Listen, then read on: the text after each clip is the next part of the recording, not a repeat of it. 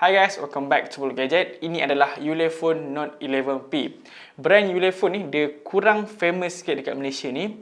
Tapi yang pasti dia sama je macam phone yang lain, macam phone Vivo, Oppo, Xiaomi, Realme. Sebab dia daripada China. Cuba dekat Malaysia ni dia tak famous lah. Dan Ulefone ni diorang terkenal dengan phone yang rugged lah, rugged phone yang tahan lasak. Tapi yang ni bukan yang tahan lasak, ni yang phone biasa je. So, tanpa melengah masa lagi, jom kita tengok apa yang ditawarkan dekat Ulefone Note 11P ni. Nama dia pun agak susah sikit nak sebut. Okay.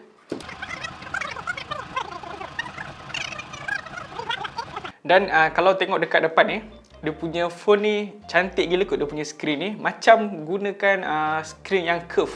Tapi tak sure sama ada dia punya screen ni curve ke tidak. Dan yang paling menarik, dia dah menggunakan punch hole display macam ni. Okay, so jom kita tengok dia punya spesifikasi dan phone dia macam mana. Alright. Baiklah, dalam ni kita akan dapat pin ejector, dia punya manual. Lepas tu, terdapat casing. So kita dapat free casing guys. Free casing dia lembut, tapi okey lah dapat free casing kan. Dan kita dapat kabel type C yang warna hitam, nampak sangat berkualiti. Dan dia punya kepala charger. So dia punya charger ni ialah 10 watt sahaja. Rendah gila 10 watt. At least 18 watt lah. Okey, tak apa, jom kita kemas dulu. Okey, tebal juga. Ini mesti bateri besar ni. Okey, buka dulu. Nice. Alright. So, macam inilah dia punya phone. Warna merah. Kalau tengok kat kotak tu dia ada warna merah dan biru saja. Tapi yang ni warna merah. Cantik gila babe. Dia dah ada dua gradient warna macam ni. Standard lah phone-phone daripada China. Memang dia punya design lebih kurang macam ni lah. Macam phone Oppo.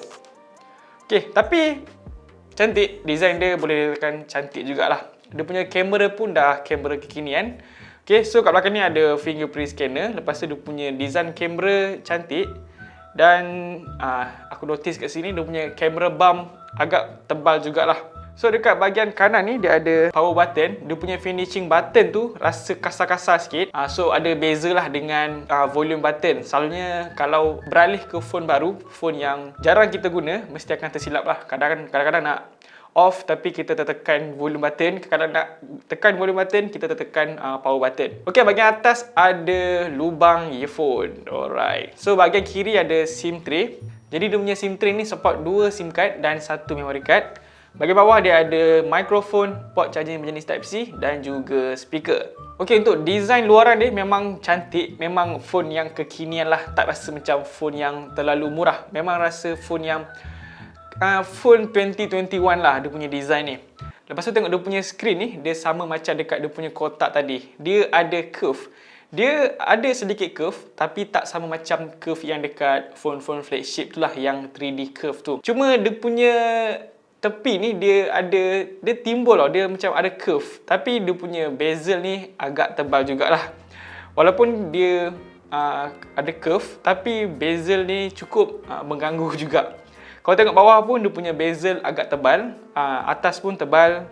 Dia punya kiri kanan pun agak tebal jugalah dia punya bezel ni. Dia punya screen ni berjenis IPS LCD yang beresolusi 720p. Agak kecewa juga dia menggunakan 720p je. Tapi seriously, waktu pertama kali aku tengok phone ni, aku tak perasan yang dia punya screen ni 720p. Aku ingat dia 1080p. Tapi setelah aku check dia punya resolusi, dia cuma 720p saja. Dan untuk spesifikasi engine dia pula, dia menggunakan chipset daripada MediaTek Helio P60. RAM yang ditawarkan cukup besar, 8GB, dan internal storage 128GB. Helio P60 ni mungkin dah agak ketinggalan sikit. So dia punya performance pun tak padu mana lah. Tapi yang pasti, brand Ulefone ni, dia buat phone Note 11P ni, dia bukan target untuk seorang gamers lah. Dia target dekat user yang cukup untuk daily use punya penggunaan seperti scrolling Facebook, Instagram, tengok movie ataupun balas WhatsApp customer. Bagi aku performance Helio P60 ni dah sangat cukup lah untuk daily use.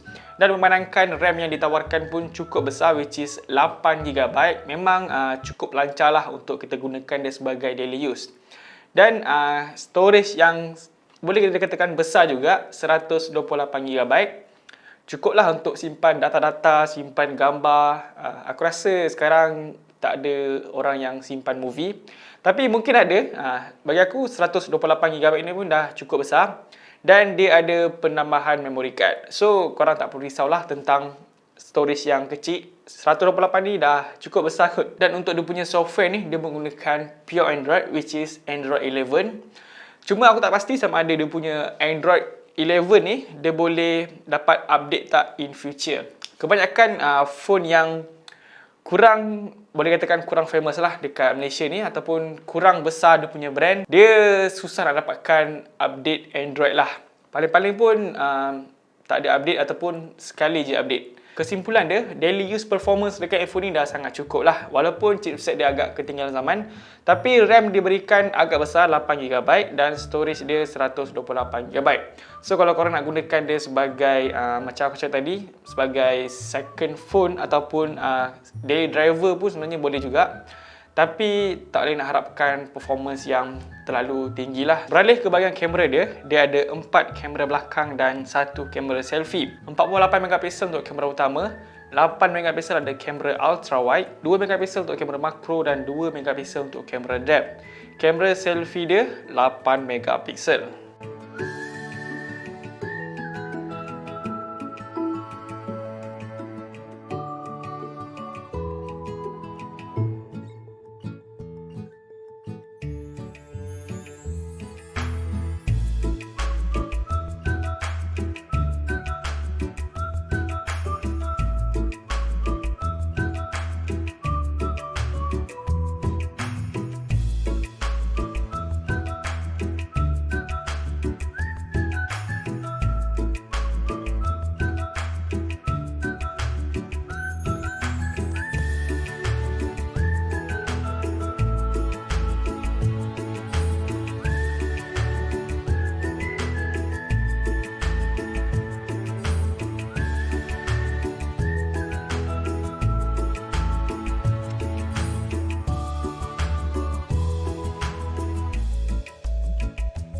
Baiklah, untuk kapasiti bateri dia pula, ianya mempunyai bateri sebesar 4400 mAh.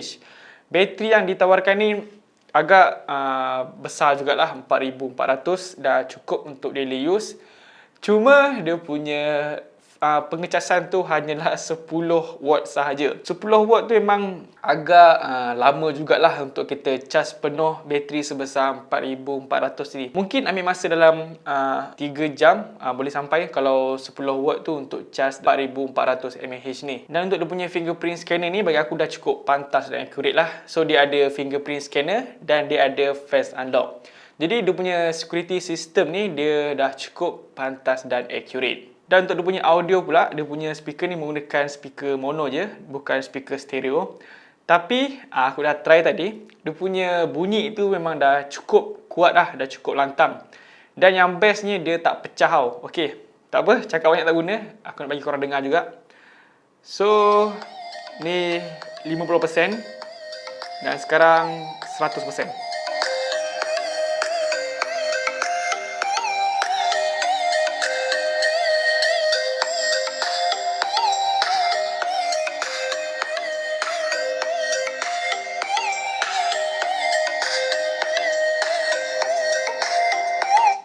So, untuk dia punya speaker ni memang tak akan ada masalah kalau dekat ruangan yang luas pun, ruangan besar. Dan untuk indoor lagi dah tak ada masalah. Untuk dia punya speaker ni bagi aku dah cukup sedap lah. Dia cukup lantang dan yang penting dia tak pecah. So, untuk harga jualan dia pula, Ulefone Note 11P ni, ia dijual dengan tanda harga aku tengok dekat Banggood dalam bawah RM600, dalam 570 macam tu lah. So kalau korang nak beli phone ni, tinggal tekan je link dekat description ni. So korang boleh dapatkan dia dekat Banggood. Jangan risau, Banggood ni trusted. Dia macam Lazada dan Shopee juga. Yang penting dia trusted je lah. So guys, nampaknya tu saja video kali ni untuk Ulefone Note 11P ni. Macam biasa, jangan lupa untuk tekankan like dan juga subscribe channel Bull Gadget. Kita jumpa lagi next video. Assalamualaikum dan bye-bye. Peace. Kejap, sebelum tu aku nak ucapkan selamat menyambut... Minta tak dah terlambat nak sebut. Selamat menyambut bulan puasa. Jangan plastik hitam. Ya, yay!